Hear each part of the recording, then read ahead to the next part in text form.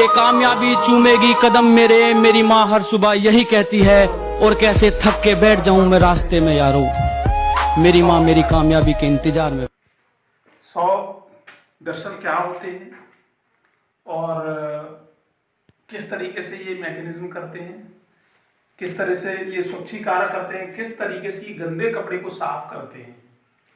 100 का फॉर्मूला क्या होता है, किस तरीके से ये बनाए जाते हैं और किन किन कैटेगरी में ये कार्य करते हैं, तो इसके बारे में बात करते हैं।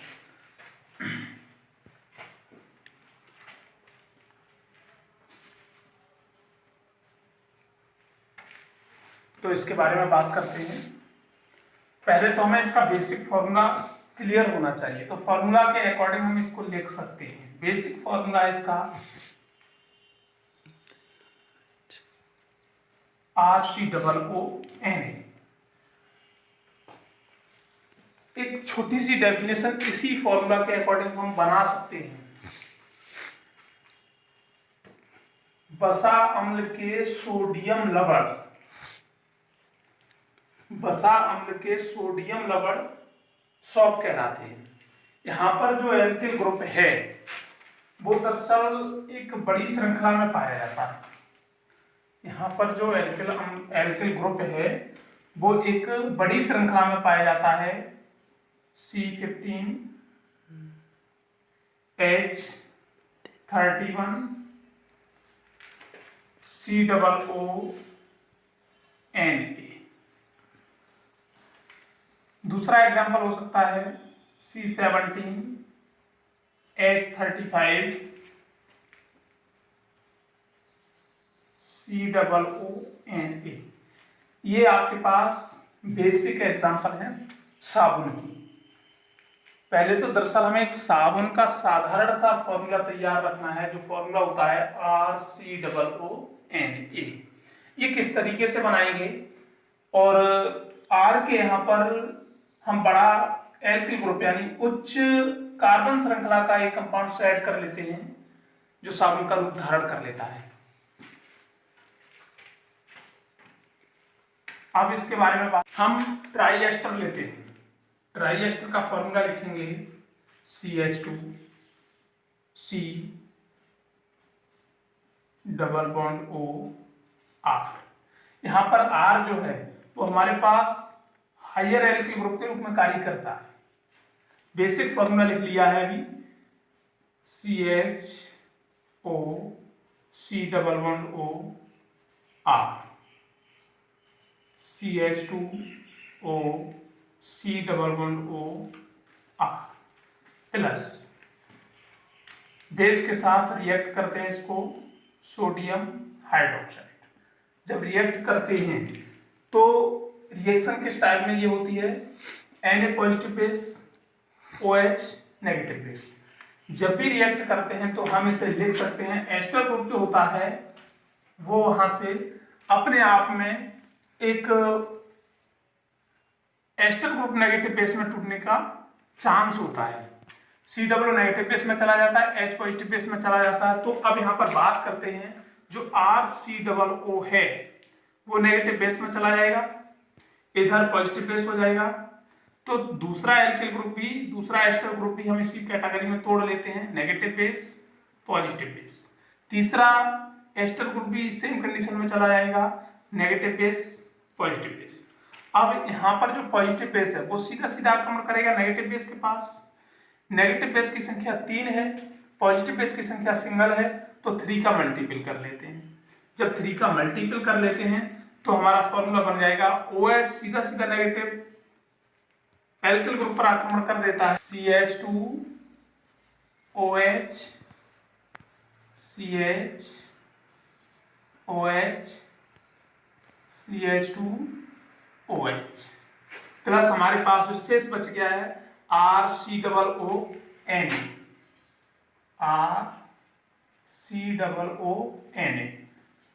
साबुन के जो मॉलिक्यूल्स हैं वो 3 मॉलिक्यूल्स हमको प्राप्त हो चुके हैं। तो ये साबुन का निर्माण हो गया। यदि हम यहाँ पर सोडियम हाइड्रोक्साइड का प्रयोग करते हैं तो हमारे पास जो बनने वाला सॉप है वो हार्ड सॉप, कठोर साबुन होगा। यदि यहाँ पर KOH का प्रयोग कर लेते हैं, 2 क्षारों का प्रयोग करते हैं, एक NaOH NaOH का प्रयोग करते हैं तो हमारे पास कठोर साबुन प्राप्त होता है। यदि KOH का प्रयोग कर लेते हैं तो मृदु साबुन प्राप्त हो जाता है। तो इस प्रकार से तो ये साबुन का निर्माण कर लेते हैं। अब साबुन के स्वच्छीकारक, यानी ये जो हमारे पास साबुन है वो गंदे कपड़ों को किस तरीके से साफ करता है, मिसेल कैसे करता है, मैकेनिज्म इसकी किस कैटेगरी में होती है, हम इसी के बारे में सीखना चाहेंगे। तो एक गंदे कपड़े पर हम पहले इसके बेसिक पॉइंट के बारे में सीख लेते हैं। क्या होता है, गंदे कपड़े जो भी होते हैं, गंदे कपड़ों पर ऋणात्मक कण होते हैं, और साबुन जो होता है वो उसके पास सोडियम एटम्स के पास पॉजिटिव बेस होने के कारण यही पॉजिटिव बेस गंदे कपड़े के नेगेटिव बेस पर सीधा अटैकिंग करेगा, और नेगेटिव बेस के साथ अटैकिंग करके ये एस्टर ग्रुप अपने आप में विघटित हो जाता है। जो हायर एल्किल ग्रुप होता है वो पूरी तरह से विघटित हो जाता है। अब ये सोडियम गंदे कण उस गंदे कण के साथ सोडियम पॉजिटिव बेस आक्रमण करता है तो एक पायस जैसी कंडीशन बन जाती है जो कपड़े को आसानी से साफ कर देता है। तो मिसेल्स के बारे में सीखेंगे।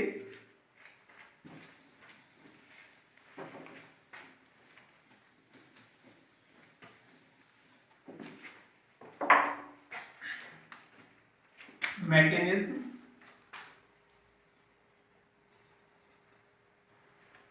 ऑफ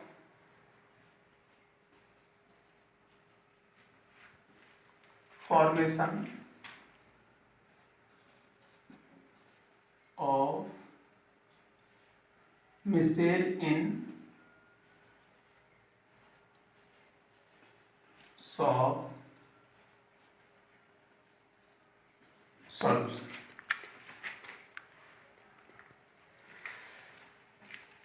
इसमें देखेंगे ये साबुन का स्वच्छीकारक,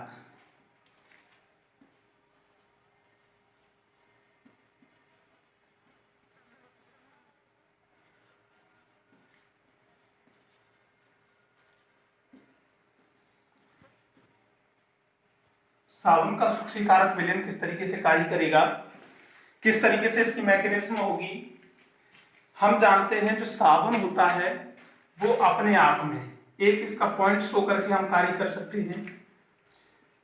साबुन के पास एस्टर ग्रुप होता है ऑलरेडी, और आर ग्रुप फॉर्मूला लिख सकते हैं RCOONA is equal to RCOO negative base plus Na positive base. यहाँ पर जो है वो सोडियम आयन पूरी तरह से विघटित तो हो जाता है, और एस्टर ग्रुप भी पूरी तरह से जब गंदे कपड़ों से ये कार्य करेगा तो Na पॉजिटिव बेस में टूट जाता है। Na पॉजिटिव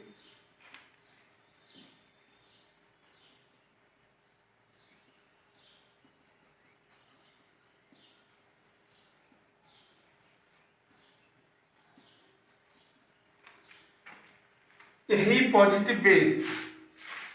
पॉजिटिव बेस गंदे कपड़े जो होते हैं उनके ऊपर ऋण आवेश मॉलिक्यूल्स हैं, तो वो ऋण आवेश मॉलिक्यूल्स किस तरीके से अटैकिंग करते हैं। माना गंदे कपड़े के ऊपर एक ड्रॉप्स है, जो भी ड्रॉप्स ग्रीस या तेल की हो सकती है या धूल की हो सकती है, तो उसी ड्रॉप्स के ऊपर ऋणावेशित बेस हैं।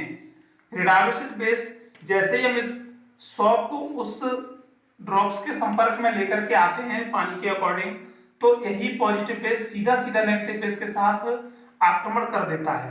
तो ये नेगेटिव बेस और पॉजिटिव बेस एक मॉलिक्यूल्स अलग निष्कासित कर देते हैं। जो मॉलिक्यूल्स पॉजिटिव और बेस दोनों ही रूप में पाया जाता है, जब दोनों ही रूप में पाया जाता है तो पॉजिटिव और नेगेटिव बेस मिलकर के एक ये पायस यानी कोलाइडी क्रिस्टल के रूप में चला जाता है, और पानी के बहाव के साथ ये बाहर हो जाता है और कपड़ा पूरी तरह से स्वच्छ एवं साफ हो जाता है। तो इस प्रकार से ये मिसेल्स जो होते हैं वो सोडियम पॉजिटिव बेस और गंदे कण ऋणावेशित बेस के साथ आक्रमण करके एक कोलाइडी सॉल्ट्स के रूप में बाहर हो जाते हैं और कपड़ा पूरी तरह से साफ हो जाता है। तो इस प्रकार से ये इसकी फॉर्मेशन। अब बात करते हैं हार्ड और सॉफ्ट साबुन के बारे में। तो हार्ड और सॉफ्ट साबुन क्या होते हैं, अभी जिस प्रकार से हमने उसकी वहां पर रिएक्शन की थी सोडियम हाइड्रोक्साइड के साथ, तो वहीं पर यदि KOH की रिएक्शन करा देते हैं, पोटेशियम हाइड्रोक्साइड ले लेते हैं, तो मृदु साबुन को प्राप्त हो जाता है। तो ये मैकेनिज्म थी जो हम एक डेफिनेशन इसके अकॉर्डिंग बना करके सेट कर सकते हैं। स्वच्छीकरण क्या होता है, साबुन को जब भी हम पानी के साथ रिएक्ट करते हैं तो इसके सोडियम पॉजिटिव बेस टूटना, विघटित होना प्रारंभ हो जाते हैं। यही पॉजिटिव बेस गंदे कण नेगेटिव बेस के साथ अटैक करके एक कोलाइडी सॉल्ट्स के कण के रूप में बाहर कर देते हैं और कपड़ा पूरी तरह से स्वच्छ हो जाता है। अब बात करते हैं Tyndall effect.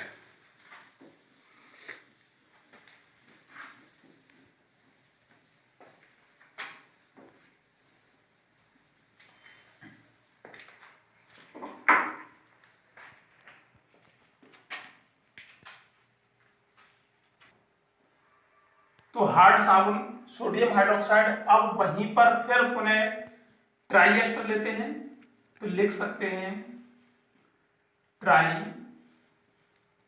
Ester. Tri ester CH2 double OC C17 H35 CH double OC C17 H35 CH2 double OC C17 H35। ये हमारे पास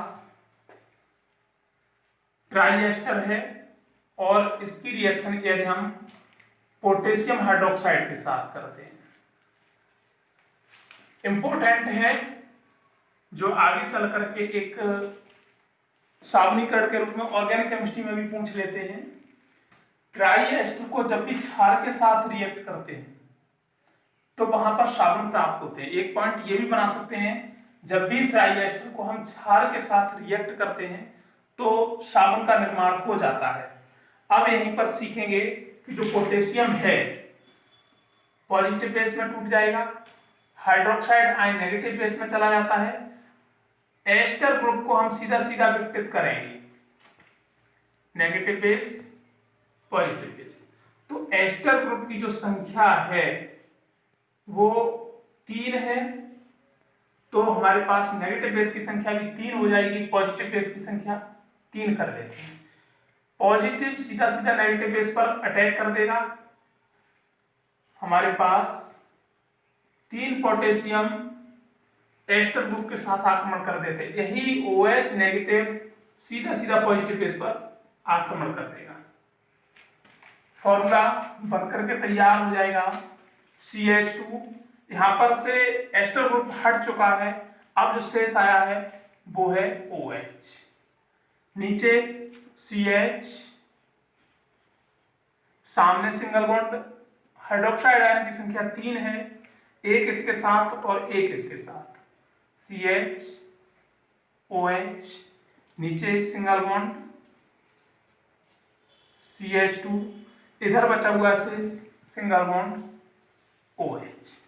यह फॉर्मूला बनकर के तैयार हो गया ग्लिसरॉल प्लस हमारे पास इधर शेष बचा हुआ है C17 H35 COO, negative base positive को अपने पास ऐड कर लेता है, COO, फिर सेम बच गया, फिर सेम बच गया। 3 हमारे पास एस्टर ग्रुप हैं, तीनों को एक साथ लिख लेते हैं, तो ये बन गया हमारे पास मृदु साबुन। सॉफ्ट बनकर के जो तैयार हुआ है तो ग्लिसरॉल प्लस साबुन, इसका एक बेसिक फॉर्मूला भी लिख सकते हैं, पोटेशियम स्टीरेट, पोटेशियम एस्टीरेट। यदि हम यहीं पर सोडियम कर लेते हैं तो फॉर्मूला हो जाएगा C17 H35 COON, तो सोडियम नाम रख देते इसका। अब यहां पर ये मृदु साबुन है और यहां पर ये कठोर।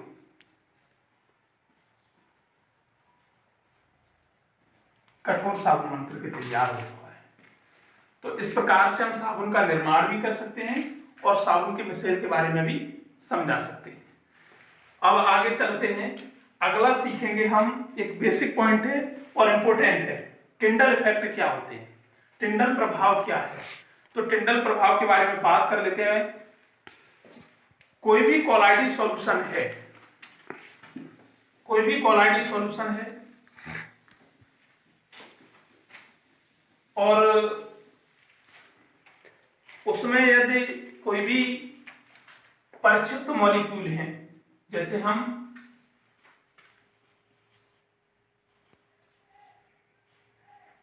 टिंडल,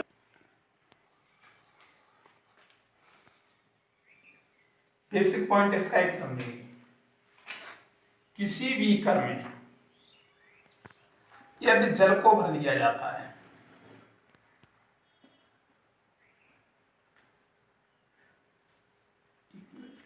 कोलाइडी सॉल्यूशन है, कोलाइडी सॉल्यूशन में जो भी परिक्षिप्त कण हैं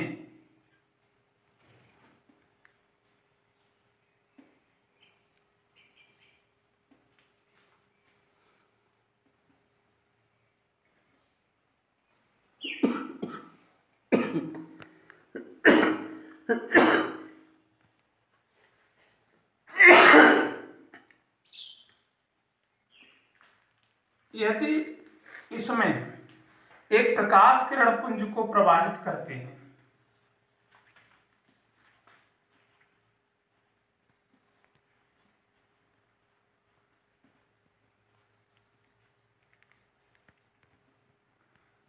कोलाइडी सॉल्यूशन में एक प्रकाश किरण पुंज को प्रवाहित करते हैं, तो प्रवाहित करने पर इलेक्ट्रॉन माइक्रोस्कोप के द्वारा देखने पर, जैसे इलेक्ट्रॉन माइक्रोस्कोप के द्वारा देखते हैं तो इसमें जो कोलाइडी कण होते हैं वो एक शंकु के आकार के, एक कॉम्प्लेक्स के आकार के संरचना में दिखाई देते हैं और ये पूरी तरह से सॉल्यूशन ब्लू कलर का हो जाता है। तो हम एक डेफिनेशन बना सकते हैं, लिख सकते हैं इसी प्रैक्टिकल के ऊपर, जब किसी कोलाइडी विलयन में प्रकाश किरण को प्रवाहित करते हैं तो सूक्ष्मदर्शी के द्वारा देखने पर उसमें कोलाइडी कण एक शंक्वाकार संरचना में दिखाई देते हैं और यह विलयन ब्लू कलर का नजर आता है, जिसे हम टिंडल इफेक्ट, टिंडल प्रभाव कहते हैं। फिर एक बार समझने का प्रयास करते हैं, जब किसी कोलाइडी विलयन में किसी प्रकाश किरण पुंज को प्रवाहित किया जाता है, प्रकाश किरण पुंज को प्रवाहित करने के पश्चात सूक्ष्मदर्शी के द्वारा देखने पर विलयन में उपस्थित कोलाइडी कण एक शंक्वाकार संरचना में दिखाई देते हैं, जिसका प्रतिबिंब ब्लू कलर का होता है। इस घटना को, इस प्रभाव को टिंडल प्रभाव कहते हैं। टिंडल प्रभाव के एप्लीकेशंस क्या हो सकते हैं, विशेषताएं क्या हो सकती हैं, इसके गुण क्या हैं, तो अब हम इसके बारे में बेसिक पॉइंट सीख सकते हैं। जो भी, यदि जल, समुद्र का जल ले लें या गहरा जल ले लें, वो ऑलरेडी ब्लू कलर का दिखाई देता है। प्रकाश का अवशोषण टिंडल प्रभाव के कारण ही समुद्र का जल या गहरा जल नीले रंग में प्राप्त हो जाता है, नीले रंग को एब्जॉर्प्शन कर लेता है। ये टिंडल प्रभाव का एक विशेष गुण होता है। दूसरा पॉइंट हम ये सीख सकते हैं, आकाश का जो नीला रंग दिखाई देता है तो वो प्रकाश किरण पुंज, अंधेरे में जब प्रकाश किरण पुंज प्रवाहित होता है तो जो भी आकाश के अंदर कोलाइडी कण होते हैं वो टिंडल प्रभाव को प्रदर्शित करते हैं। टिंडल प्रभाव को प्रदर्शित करने के उपरांत नीले कलर के दिखाई देते हैं। इस कारण आसमान का कलर जो होता है वो नीले कलर का दिखाई देता है। इसका मुख्य कारण टिंडल प्रभाव होता है। अब आगे बात करते हैं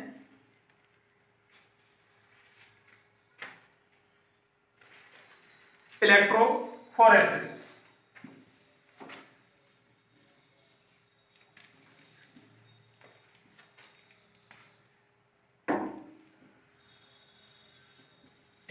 तो इलेक्ट्रोफोरेसिस के बारे में थ्योरेटिकल है समझने का प्रयास करते हैं।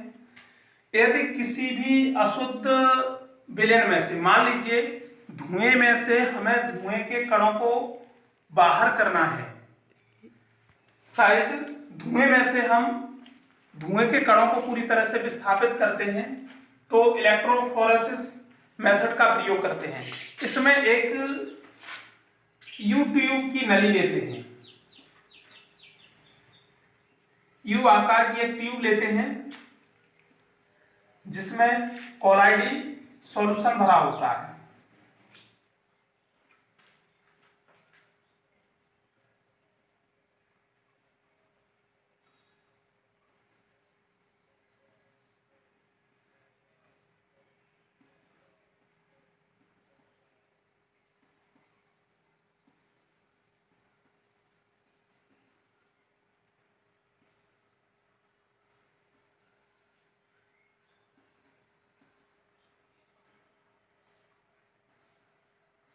इलेक्ट्रोड उपस्थित होते हैं।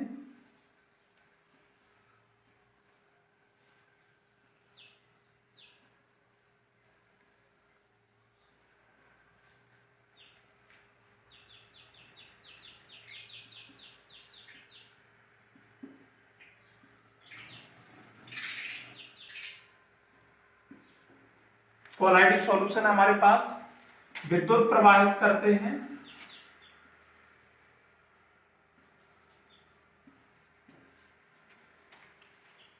तो जो कोलाइडी कण होते हैं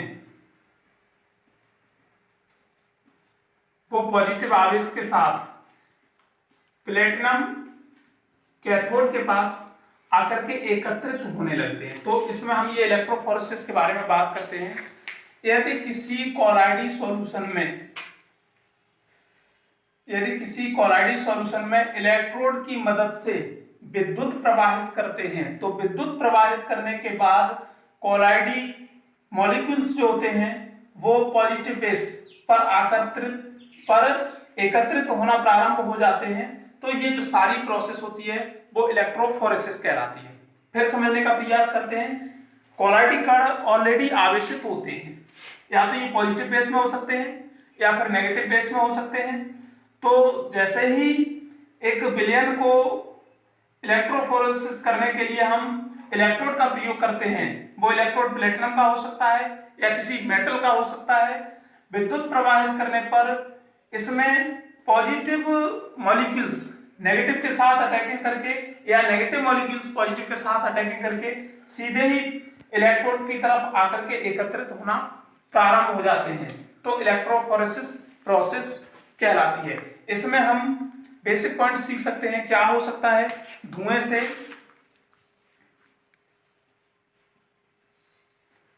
से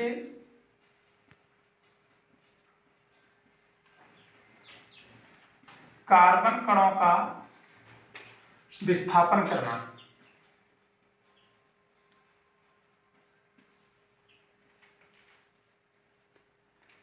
दूसरा पॉइंट क्या हो सकता है? विषाक्त गैसों में से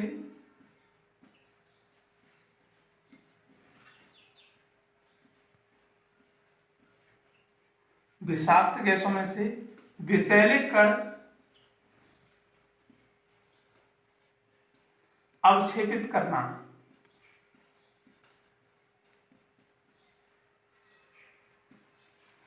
अगला पॉइंट हम सीख सकते हैं, प्रदूषित गैस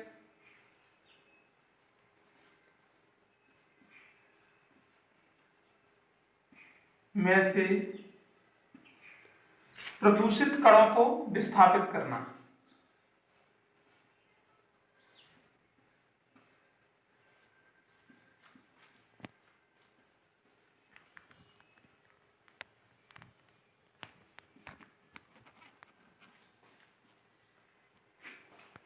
ये इलेक्ट्रोफोरेसिस की विशेष महत्वपूर्ण पॉइंट थे।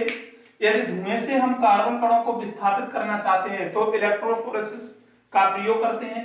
विषाक्त गैसों में से विषैले कणों को अवक्षेपित करना चाहते हैं तो इलेक्ट्रोफोरेसिस मेथड का प्रयोग करते हैं। इसी प्रकार से गैसों को भी हम उसमें से प्रदूषित मॉलिक्यूल्स को बाहर कर देते हैं।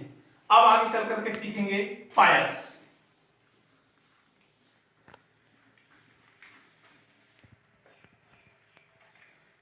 इमल्सन।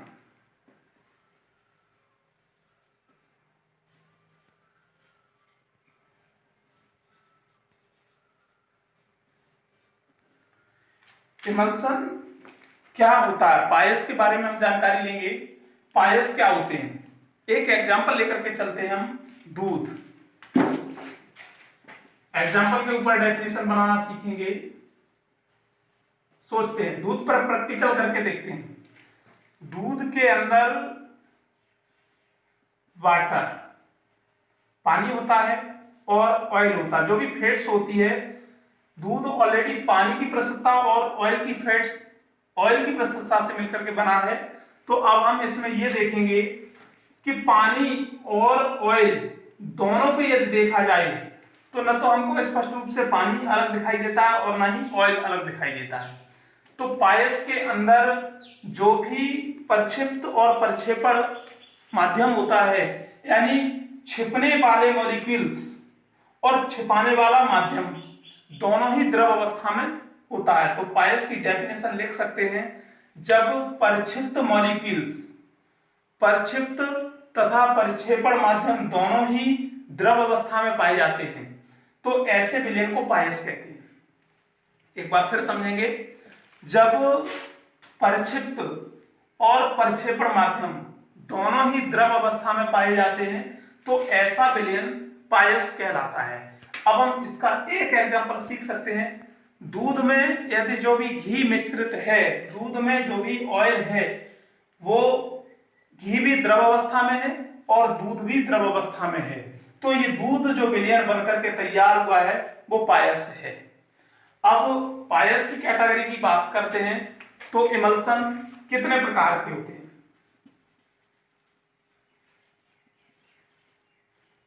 इसके दो प्रकार हैं और दोनों का एक एक एग्जांपल बोर्ड एग्जाम में पूछ लेते हैं। फर्स्ट है ऑयल इन वाटर, सेकेंड है वाटर इन ऑयल। ऐसे एग्जांपल को लेकर के चलते हैं जिनमें हम सीखेंगे ऑयल इन वाटर और वाटर इन ऑयल। इसमें तो एक बेस्ट एग्जांपल हमारा दूध ही है। दूध में जो तेल है वो प्रक्षिप्त अवस्था में पाया जाता है, जो भी ऑयल है, घी है, फैट्स है, वो प्रक्षिप्त अवस्था में पाया जाता है, तो हम दूध लिख सकते हैं। वैनिशिंग क्रीम है, क्रीम जो होती है उसके अंदर जो ऑयल होता है वो वाटर के रूप में द्रव अवस्था में ही पाया जाता है, तो हम इसमें एग्जांपल लिख सकते हैं दूध, वैनिशिंग क्रीम।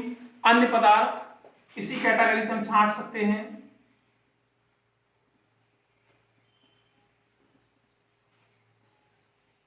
दूध,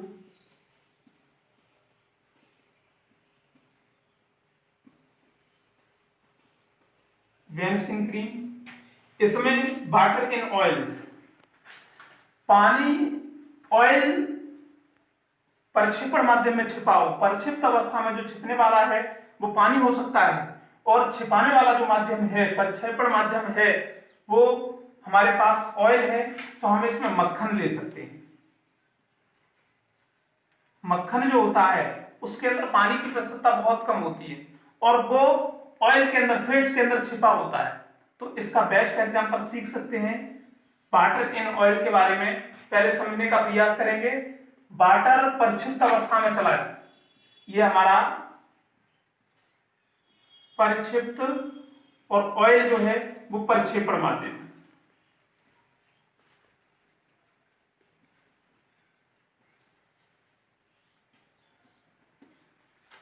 वाटर प्रक्षिप्त अवस्था में, ऑयल प्रक्षेपण माध्यम। तो मक्खन जो होता है उसके अंदर पानी वो प्रक्षिप्त अवस्था में होता है और ऑयल जो होता है वो प्रक्षेपण माध्यम में होता है, तो हम लिख सकते हैं मक्खन के अंदर पानी प्रक्षिप्त अवस्था में होता है। तो इसके एग्जांपल आगे सीखेंगे। Cold cream,